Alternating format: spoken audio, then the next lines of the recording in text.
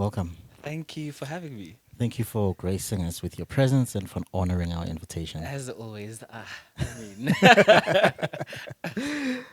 So Tlhogise Pota, yes, director of Low. yes. Tell us a bit about Low. How did that concept come about? So, how Low came about is my business partner, Tato, who wrote Low, came to me and was like, let's do something. Let's start our own project. Let's create our own content. And I was like, okay, cool. That's a great initiative. So then we started Snatch Productions in 2017. And then a few months down the line, he's like, I actually have this script. So we polished it up. He gave it to me and he's like, let's shoot this. I think it's a story that needs to be told. And that's how the story came about. What is the story about? The story is about the journey of this guy who's trying to find himself and explore his sexuality, but also, I think, while shooting it and in the process of creating the film, we also noticed it's also about unrequited love and the fact that there's always chaos in everybody's hearts. You're always just trying to find the calm and the stillness, but in order to do that, you need to know who you are. Yeah.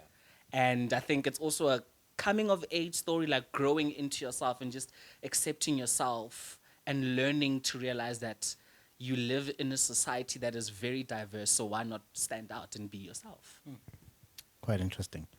Um, the title itself, could suggest it has a double meaning. Yes. Or multiple meanings. Yes. Do you wanna just break that down for us and just explain it?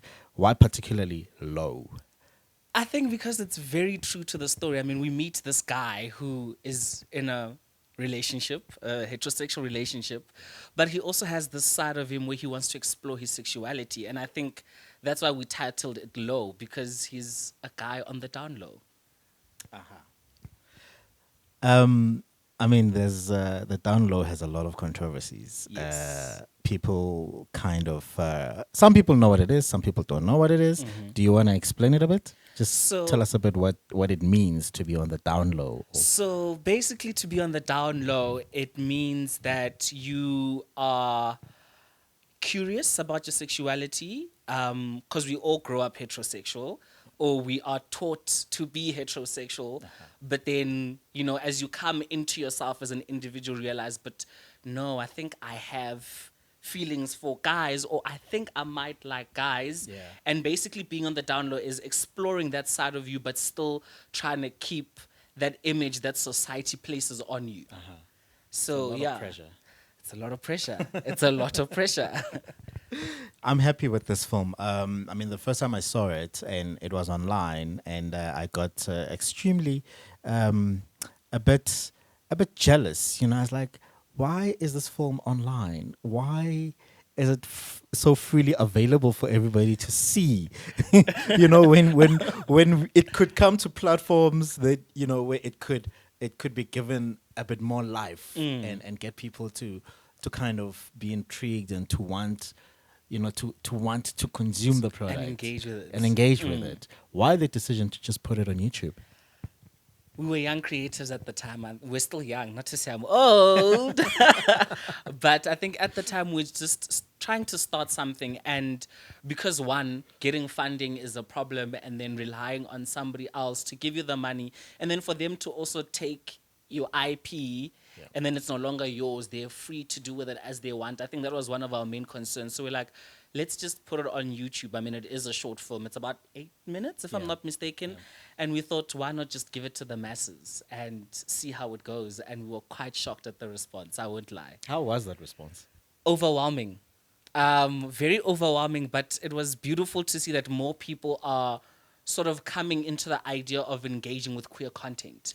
Because, I mean, when we uploaded it, we didn't even think that it would reach, Cape Town, Polokwane, Durban.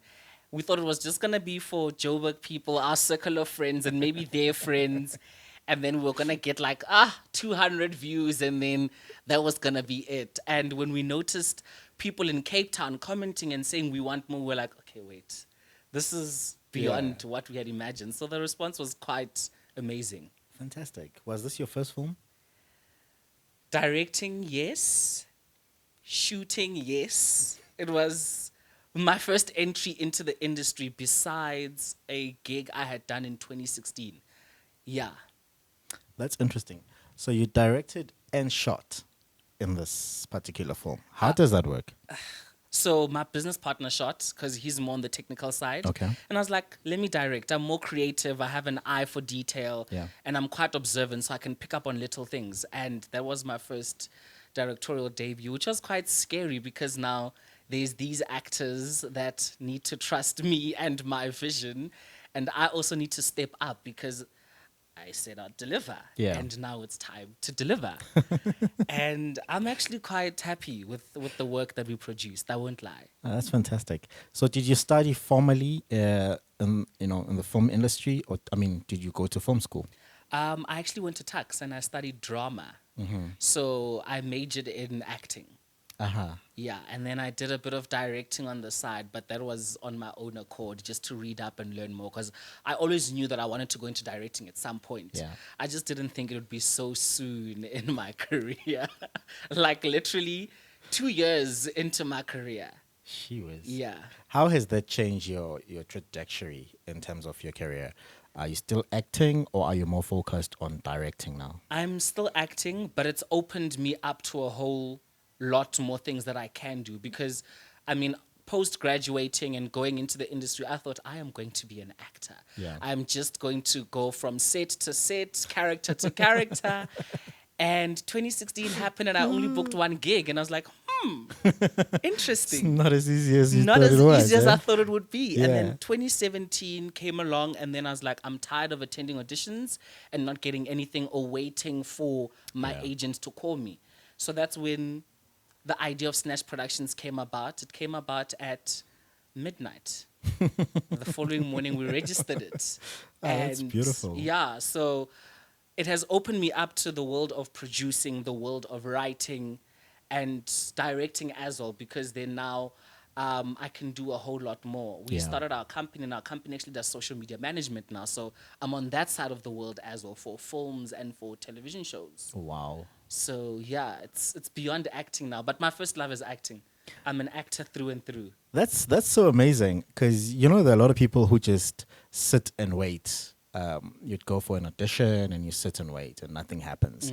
I like the idea that you took the initiative to start your own production company, and it has opened up a whole new world for you. Yeah. It stemmed from a place of hurt and anger, I won't lie, opening the company. Yeah. And also just insecurities, because at some point you think, maybe I'm not good enough. Uh-huh. Maybe I'm not talented enough. Maybe I'm not what I thought I was Yeah. in varsity. But as time goes on, you tend to realize the nature of the game and how the industry works. And it's not necessarily about you. It's about the final product and the image of the final product. And I think also the audition phase of Low taught me that. And that's how I got to see that sometimes don't take everything personally. It's business. Yeah. And when it comes to business, you can't mix emotions. You need to be very Unfortunately, you only learn that when you're on the other side of the Yes. table. Yes. Yes. So let's talk about the auditioning process. I mean, how long did that take? How did that, how many auditions did you have to go through before you selected the characters that you went with? So our auditioning phase was quite simple. We only auditioned 2 characters. The 2 girls were girls that I studied with in varsity. They're friends of mine. And when we read the script, when we looked through the script, we realized these 2 are perfect. So now it was about finding the guys. And we made a call on Twitter, and people sent through their audition tapes, and that's how the selection process started. Oh, wow. Yeah. Talk about the power of social media. And knowing people. I think in this industry, it's about who you know. That's true. Yeah. That is so true. I want to get into a very what some people might look at as a sensitive topic, but let's talk about the money. I mean, creating a film costs a lot of money. Yeah. Whether it's a short film or a feature or whatever it is, every film costs Money. a lot. Yeah. How did you finance this film? From our own pockets. Literally. And it was begging, borrowing, not stealing, but begging and borrowing. So literally we used our resources. Yeah. We used our resources. We funded this solely from our own pockets. It cost more than we had anticipated, but it also opened us to the world of funding and the world of knowing how to use money and where to cut costs. Yeah. And how to stretch your money to get the best results. Because I mean, it cost us a lot more than we had anticipated. And we walked out of there broke, but realized that we had produced something great. Yeah. And for future, it's about investing. Uh-huh. And, you know, if somebody's not going to fund you, try save up so that you can shoot your own content, create your own content, and get to keep the IP. Because at the end of the day, it's about creating work that you own. Yeah. Yeah. Very important. I mean, and also, technology has made things a whole lot easier. Yes. You know, we've got Yes. cell phones that have amazing cameras on them. I mean, what advice would you give to young upcoming artists out there who think that you know, this world is just not opening up, you know, to them or for them? This is a cliche and it's been said so many times, but I think you need to hear it and you need to say to yourself also, is just create. You know, we all, majority of people have smartphones, and sometimes that is what you need.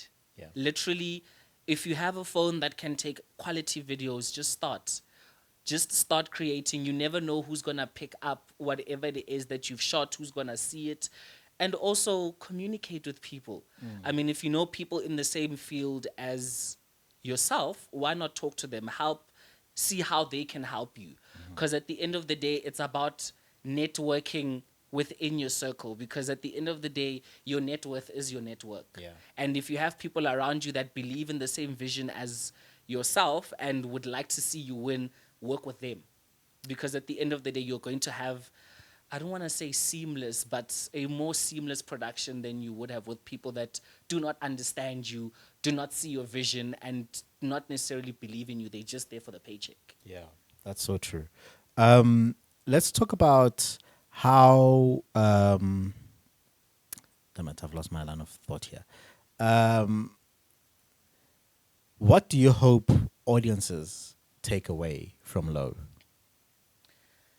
Besides the fact that it's okay to be yourself, it's also do not play with other people's emotions. Do not explore and try and come into yourself while using other people, because at the end of the day, you're doing more harm than good.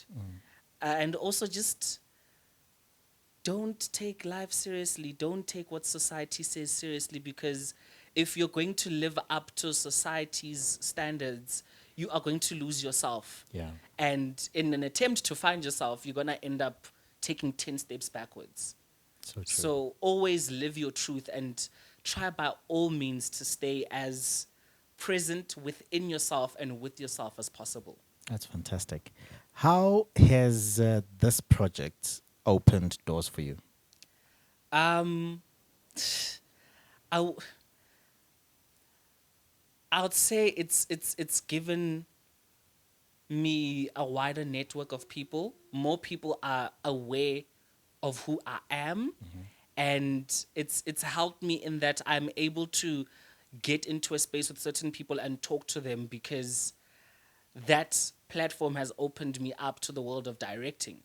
People now know who I am. It's opened me up to having conversations with other producers because of the fact that I have my own production company. Yeah. So I wouldn't necessarily say it's given me monetary value, but it's really given me a wider network than I had going into this project. Which is very important within this Yes. industry. Yes. Fantastic. So what are you up to now? What are you doing now? What are you busy with now? Currently, my business partner and I, Tato, we do social media management for Burnt Onion Production. So we run their social media. We do behind the scenes on some of the shows and films that they shoot, and then we run those pages. Besides that, I'm still auditioning. I am still auditioning. I haven't stopped auditioning. And I'm trying to tap into the behind the scenes work of television. So going in as a production assistant on some shows, trying to co-produce with other people that are willing to give me that platform. So currently what I'm doing, I'm hustling. I'm just trying to find work wherever I can. Let's talk about that. How Seriously Single came about, it's produced by Burnt Onion Production, and we've been working with Burnt Onion since 2017, 2018. So when they had this project, obviously we had been running their social media, so that's how we came on board. Yeah.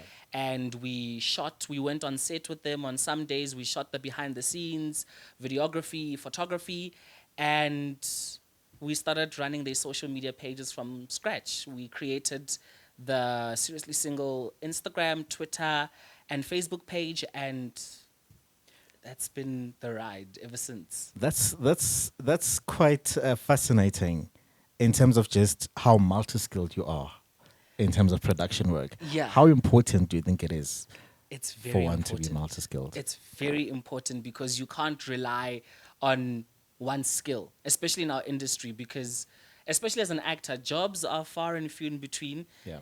To fill the gap, you need to do something. So if you're not directing, if you're not producing, then you need to find something else. And I was lucky to meet up with my business partner because he was like, let's find a niche in the market. We all know that marketing for film and television in our country is a bit of a problem. It's a struggle. So how about that be our entry point? And that was our entry point, and we managed to find a niche.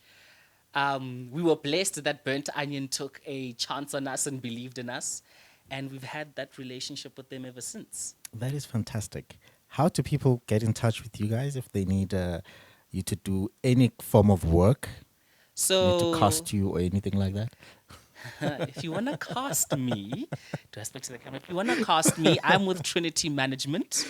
Obey is my agent. And honestly, on social media, it's Clarisse Porter, both on Instagram and Twitter. You can DM me. My email address is clarisseporter@gmail.com. And yeah, that's how you find me. Fantastic. Thank you so much Thank for you very coming much. through. Thank you for having me. Thank you for giving us your film and allowing us to share it with the world. It's an We absolute really pleasure. I appreciate feel like that. the world needs to see it. It's something that people need to see. Yeah, absolutely. We're still on with Kasi to Kasi Quest Cinema. We're running until the 17th, and we've had great demand. So make sure that you watch some of the content that we have. www.k2kqc.co.za. Thanks, Loki. Thank you very much. Sure.